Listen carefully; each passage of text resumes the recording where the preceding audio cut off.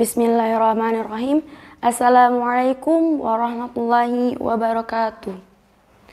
Hamdan bila ghayyah, syukran bila nihayah. Alhamdulillahilladzi ja'ala qalama lil kitabah wal kitabah lil qiraah wal qiraah lil ma'rifah wal ma'rifah lil ibadah lillahi ta'ala. Yang pertama, marilah kita bersyukur kepada Allah Subhanahu wa taala karena hari ini kita masih diberikan kesempatan berkumpul dalam keadaan sehat walafiat, aman dan makmur. Yang kedua, marilah kita bersolawat kepada baginda agung kita, baginda alam kita, yakni Habibana wa Nabiyana wa Karimana Muhammad sallallahu alaihi wasallam. Dengan mengucapkan Allahumma salli ala Sayyidina Muhammad wa ala ali Sayyidina Muhammad. Semoga kita semua mendapatkan syafaat di yaumil akhir nanti. Amin, amin, amin ya rabbal alamin. Perkenalkan, saya Naila Sofia Azhara dari kelas 9C. Sahabat, assalamualaikum. Pada kesempatan kali ini, saya ingin berbagi sedikit mengenai masalah takwa.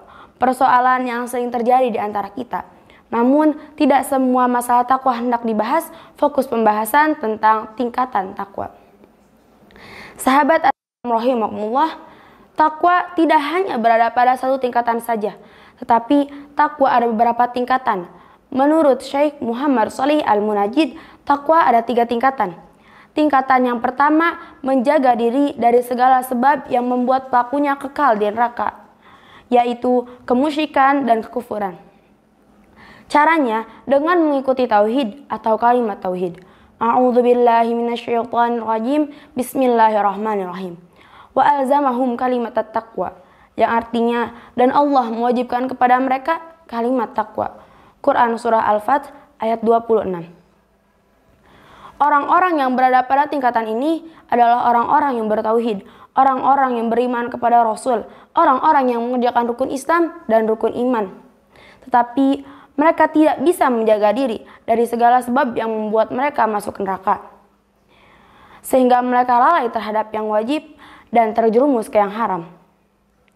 Tingkatan yang kedua, menjaga diri dari segala sebab yang membuat pelakunya terkena siksa neraka, baik dosa besar maupun dosa kecil dalam waktu yang sangat singkat. Sebagian orang memelihara diri dari kekafiran dan dosa-dosa besar, tetapi mereka tidak bisa menjauhi dosa-dosa kecil dan tidak pula memperbanyak amalan-amalan sunnah. Orang seperti ini lebih dekat dengan keselamatan.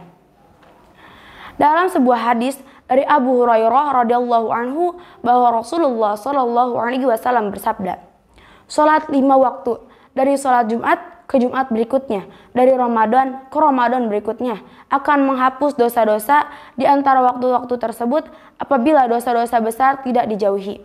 Hadis riwayat Muslim nomor 233. Namun, seorang muslim tidak boleh meremehkan dosa-dosa kecil, karena apabila dosa-dosa kecil itu terus dilakukan akan membinasakan pelakunya. Ini sebagaimana dalam sebuah hadis dari Abdullah bin Mas'ud radhiyallahu anhu bahwa Rasulullah shallallahu alaihi wasallam bersabda, "Jauhilah dosa-dosa kecil, karena apabila dosa-dosa kecil itu dilakukan secara terus-menerus akan berhimpun pada pemiliknya dan akan membinasakannya." Tingkatan yang ketiga, yakni seorang hamba membersihkan diri dari apa saja yang membuat dirinya sibuk kepada Allah, walaupun hal tersebut perkara yang mubah. Terkadang bisa membuatnya berjalan menuju Allah ataupun sebaliknya. Ini merupakan tingkatan tertinggi, tingkatan yang paling sempurna.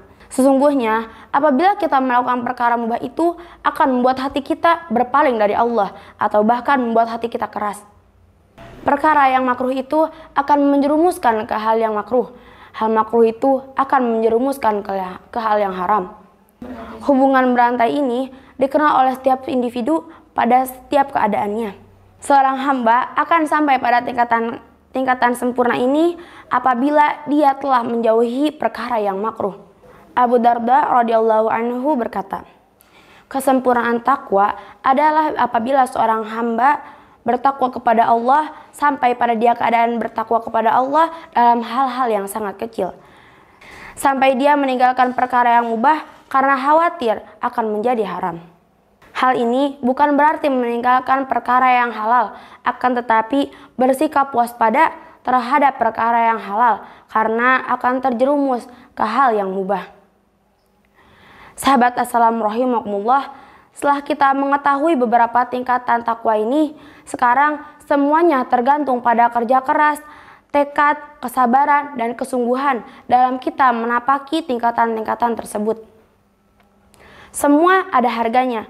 Apabila di dunia saja kita ingin hidup aman, damai, makmur, maka kita harus berjuang dengan keras, mencurahkan waktu, tenaga, dan pikiran untuk mewujudkannya. Lantas, bagaimana cara kita mendapat ketinggian takwa dan mendapatkan fasilitas super mewah di surganya Allah? Yaitu dengan berjuang lebih keras. Untuk itu, marilah kita mengingat pesan dari Rasulullah SAW bahwa tidak ada kehidupan yang kekal abadi kecuali kehidupan akhirat. Maka dari itu, kita jangan salah fokus. Mencurahkan segala daya untuk sesuatu yang fana dan meninggalkan yang kekal abadi adalah kerugian yang amat besar. Wala'idzubillah tsumma na'udzubillah. Semoga kita semua terhindar dari perkara-perkara tersebut. Sekian yang dapat saya sampaikan. Mohon maaf bila ada kesalahan dalam tutur kata yang saya sampaikan. Wallahu muwafiq illa aqwamit thoriq. Assalamualaikum warahmatullahi wabarakatuh.